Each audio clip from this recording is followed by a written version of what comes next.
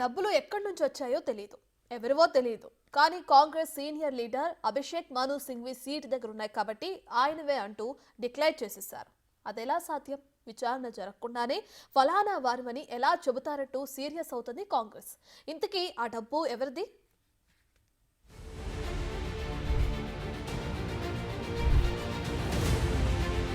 ఈ ప్రశ్నకు బదులేది.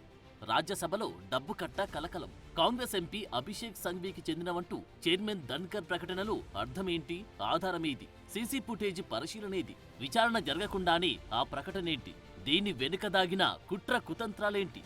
ఇవి రాజ్యసభ డబ్బు కట్ట ప్రకటనపై కాంగ్రెస్ సంధిస్తున్న సూటి ప్రశ్నలు.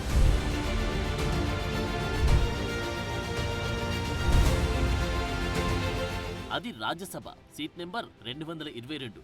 అక్కడ నోట్ల కట్టలు లభించాయి. ఇది కాంగ్రెస్ ఎంపీ అభిషేక్ మను సంఘ్వి కోసం కేటాయించిన సీటు కాబట్టి ఆ డబ్బు ఆయనదే అంటూ చైర్మన్ జగదీప్ ధన్కర్ ప్రకటించేసరికి ఆగ్రహం వ్యక్తం చేశారు కాంగ్రెస్ అధ్యక్షుడు మల్లికార్జున ఖర్గే.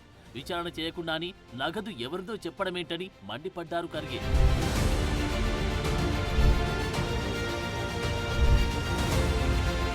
తన సీటు దగ్గర డబ్బు కట్టలు దొరికిందని విన్న తాను షాక్ అయ్యానన్నారు సంఘ్వి.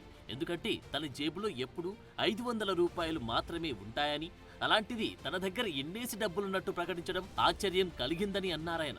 అంతేకాదు తాను మధ్యాహ్నం 12:57 రాజ్యసభకు చేరుకున్నానని, 1 గంటకు సభ వాయిదా పడిందని, 1:30 గంట వరకు క్యాంటీన్లో కూర్చున్నానని, ఆ తర్వాత అక్కడి నుండి వెళ్లిపోయానని అన్నారు మను సంఘ్వి.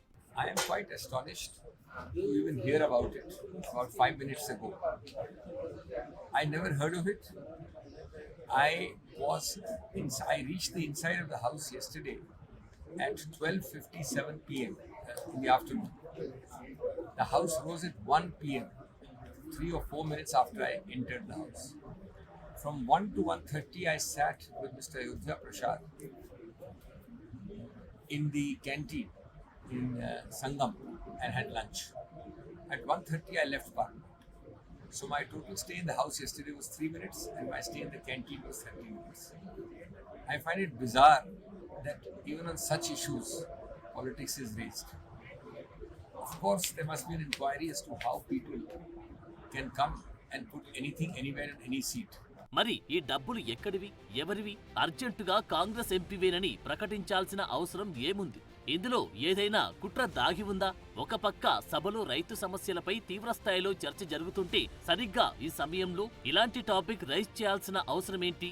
ఇదేమైనా టాపిక్ డైవర్షనా అన్న ప్రశ్నలు తలెత్తుతున్నాయి.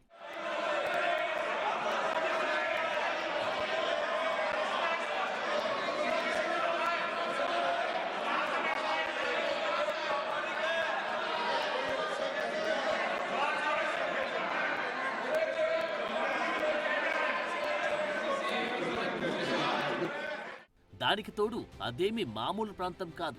సెకండ్ టు సెకండ్ రికార్డ్ అయ్యే హై సెక్యూరిటీ జోన్. అలాంటి ప్రాంతంలో సీసీ ఫుటేజీని ఏమాత్రం పరిశీలించకుండా, ఒక విచారణ అంటూ చేపట్టకుండా ఆల్ ఆఫ్ సడన్ గా కాంగ్రెస్ లీడర్ ని టార్గెట్ చేయడంలో అర్థమేంటి?